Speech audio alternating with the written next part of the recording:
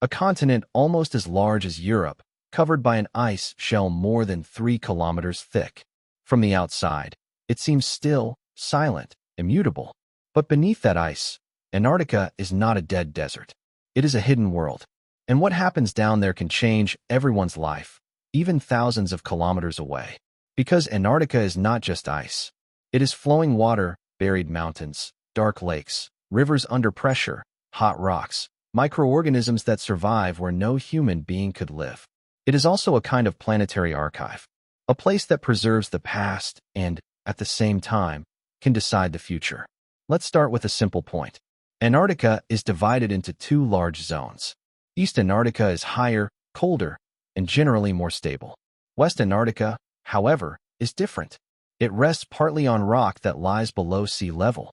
It is as if it were a large basin covered in ice. And when the ocean enters beneath the ice, it can melt it from below.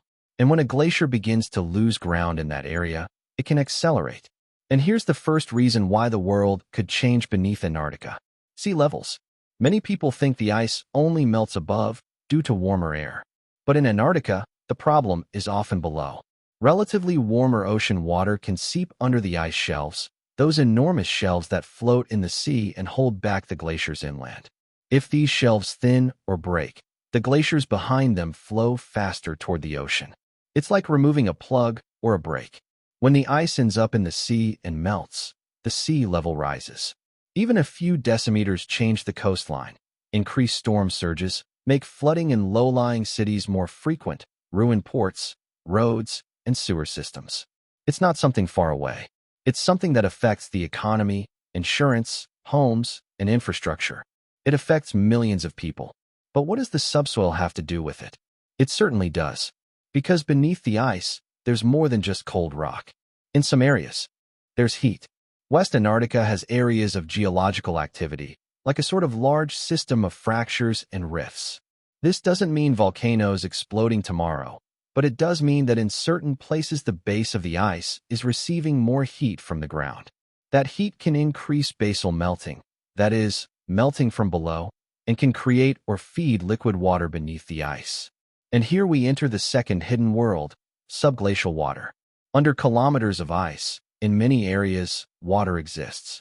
Not because the environment is hot, but because the pressure is enormous and because there is heat coming from below, plus the friction of the moving ice. This water doesn't stay still. In some cases, it forms gigantic lakes. In others, it flows in channels and rivers. It's an invisible water system, like a network of veins beneath a body. One of the most famous examples is a large subglacial lake, discovered through radar and measurements, which is enormous in size. But the really important thing isn't the name of the lake. It's the idea. If there's water underneath, the ice slides better. It's like putting a film of water under a sled.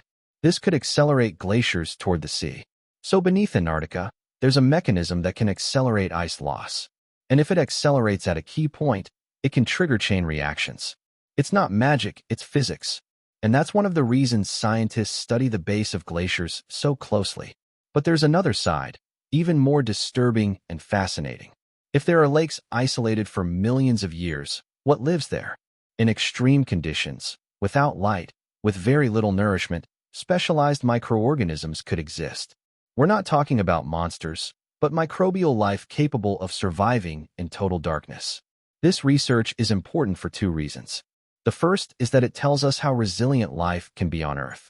The second is that it becomes a model for understanding where to look for life elsewhere, for example, beneath the ice of some moons in the solar system. So, beneath Antarctica, there could be a natural laboratory that helps us answer a huge question. Can life exist even where it seems impossible? And it doesn't end there. Beneath Antarctica, there's more than just water and microbes. There are also mountains.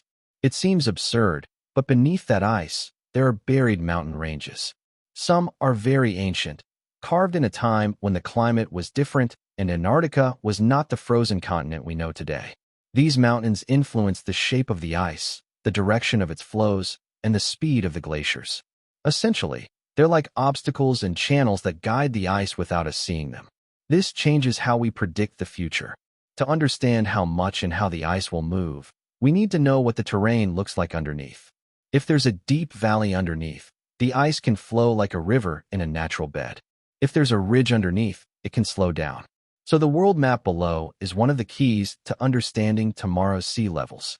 Many people ask me how I create video sequences when there's no real footage. In this project, I also used Kling AI to generate several clips. If you'd like to try it, you'll find the link in the description. And now we come to a crucial point. Antarctica isn't just a risk. It's also an archive. Inside the ice, there are layers that have accumulated year after year for hundreds of thousands of years.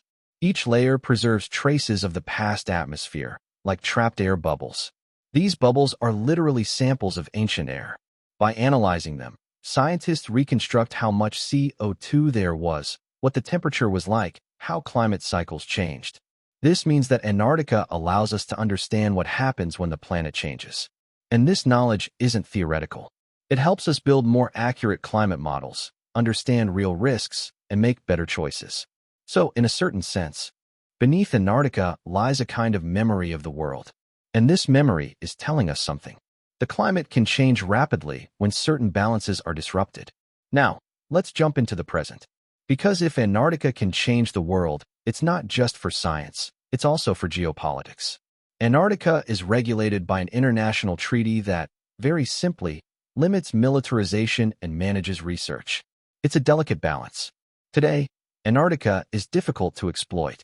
It's expensive. It's remote. It's extreme. But as the world changes and technologies improve, the temptation to view that continent as a reserve grows. And here we must be clear. Today, talking about extraction and resources is more of a political and future issue than a large-scale practical reality. But the interest exists. And when an area becomes more accessible, interest increases. Then there's water. It seems paradoxical, but in a world with ever-increasing water stress, ice can become a dream resource. It's not easy to transport, it's not economical, and it's not an easy solution. But the very idea changes the tensions. Because when something is huge and precious, sooner or later someone will try to get close. And amid all this lies another dimension. Antarctica as a unique scientific platform. For example, it's one of the best places in the world to search for meteorites. The ice, as it moves, can concentrate space rocks in certain areas, and the white background makes them easier to find. Every meteorite is a message from the primitive solar system. Studying these rocks means understanding how the planets formed, where water comes from, how certain elements were distributed. And then there's the sky. Antarctica, with its dry, cold air, is an exceptional place for certain observations and special experiments. There are instruments that use ice as a means of detecting particles that are almost impossible to capture. This is advanced science, but with a concrete result. Understanding the universe in order to understand ourselves, and improving technologies and measurement methods that will then be useful elsewhere. So, beneath Antarctica doesn't just mean beneath the ice. It also means beneath the surface of things, beneath what seems immobile. But let's return to the central question. How could the world really change in the coming years? The most direct point is the stability of the West Antarctic ice. If it loses mass faster than expected, sea levels could rise faster than many coasts have been ready to endure. This puts pressure on cities, ports, and economies. It increases internal migration, tensions, and enormous costs. The second point is that understanding what happens under the ice makes forecasts more accurate, and more accurate forecasts change decisions. Where to build, what to protect, how to design dams, how to plan insurance, how to manage emergencies. Science here is not just curiosity, it is a practical guide. The third point is that Antarctica is increasingly becoming a symbol, a test. If the world manages to protect it, it can also manage cooperation, rules, and limits. If, however, it becomes a competitive arena, then what happens there could foreshadow future conflicts over resources and extreme territories. And there is a final point, more subtle but important. Antarctica forces us to think big, because it shows us that the planet has parts that seem distant, but are connected to everything else. Under that ice is a system that reacts to the ocean, to heat, to pressure, to changes in the atmosphere. It is a huge balance, but not infinite. Antarctica is not a distant place. It is a lever of the world. Beneath that continent, hidden in darkness and silence, lies a mechanism that can raise sea levels, reshape coastlines, change economies, shift political interests, reveal extreme life forms, preserve climate memory, and tell us where we're going. And perhaps this is precisely its strongest point. The continent that seems most stationary of all is one of those with the most potential for movement in the fate of the planet. We don't see it, but it's at work. Beneath Antarctica lies Earth's past, and it may also contain a part of our future.